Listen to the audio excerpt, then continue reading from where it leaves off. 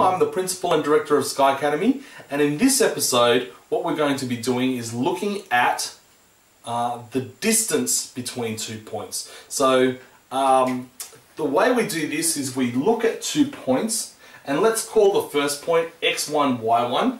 Let's call the second point x2, y2, and we're interested really in the distance between them. Okay. Now let me just draw the straight line distance between these 2 points, and obviously the distance between 2 points will be the straight line distance, because the straight line distance between the 2 points is the shortest distance between them. So we're looking at this particular line. So we're looking at that particular line there. Now I want you to notice something. This particular line can be made to look like a triangle. And it's a very special type of triangle. It, of course, is a right angle triangle. Okay? And it's the right angle triangle because the first line is a horizontal line. It's the horizontal distance between x1 and x2. Does that make sense? And the second line is the vertical distance between y1 and y2. And so if we know this distance and if we know this distance, we can work out this distance by virtue of Pythagoras' theorem. And Pythagoras' theorem basically says if this is A and this is B, then C, which is that line there, would be A squared plus B squared giving C squared. Does that make sense? And so the distance, let me just use a different coloured pen here. The distance, which is the C squared, is equal to A squared plus B squared. Or D for distance itself would be the square root of A squared plus B squared. Yes? So what you'll find is that the distance formula takes on this form, and I'll explain how we get this a little bit later. It's the square root of x2 minus x1 squared plus y2 minus y1 squared. And see how it comes from this, the distance equaling the square root of a squared plus b squared. Alright? So now all we have to do is work out what this distance is. Now, if this point here is x1 and this point here is x2, then the distance between these 2 points will be this distance here, which is x2, plus this distance here, which is x1. So now you're thinking, hold on a tick, this is x1 plus x2, right? Well, not really, because x1 is the negative value. So in order to add the positive distance, we actually have to minus it, yes? So minusing a negative would be the same as adding 2 positive numbers, right? So that's why it's x2 minus x1 squared.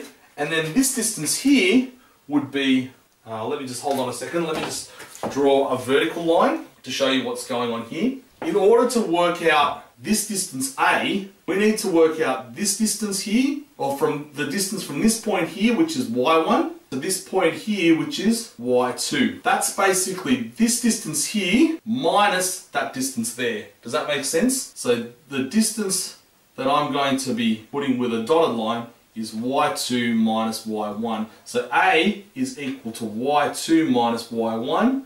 B is equal to x2 minus x1. Yes?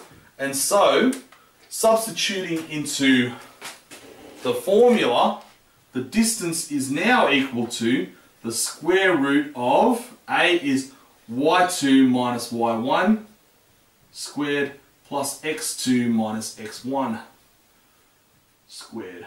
Now, you're probably looking at me thinking, hold on a tick, this is not the same as that. It's very similar, but it's not the same. Shouldn't these two be the other way around?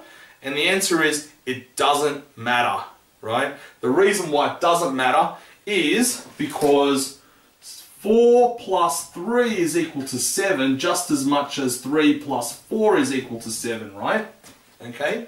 And so, when you're adding numbers, the order in which you add them doesn't affect the final result. So we could be doing x2 plus x1 minus y2 minus y1, or the other way around.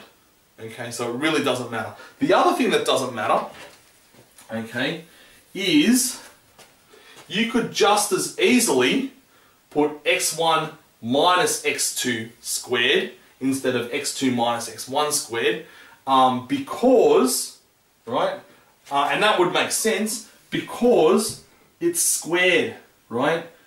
x2 minus x1 squared is still equal to x1 minus x2 squared, right? Because the answers won't be affected because the square will take care of it, okay? So the only thing that you need to remember is it's the difference between the x's squared plus the difference between the y squared or square rooted, and it doesn't matter what order you do it in. I just want you to notice the symmetry, and it will make learning the formula so much more easier, okay? But if you are a stickler, if you have to learn it a precise way, this would probably be the way to learn it, okay? Good. So let me just do an example with you now. Find the distance between 2 points 4, 2 and 7 minus 2.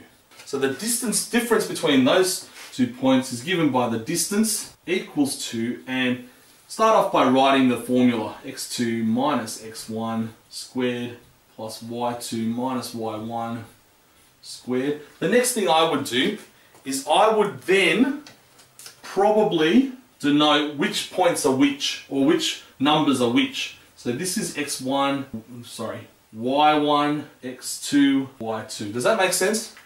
And then I would substitute into the formula. 7 minus 4 all squared plus minus 2 minus 2. Just be careful which points you allocate to which points. It's very easy to stuff up there.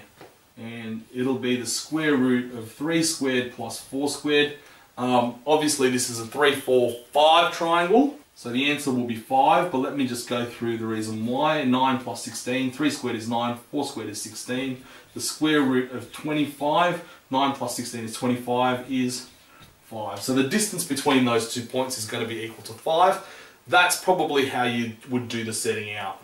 The crucial steps are write the formula, denote which points correspond to which numbers, and then substitute and work out your answer.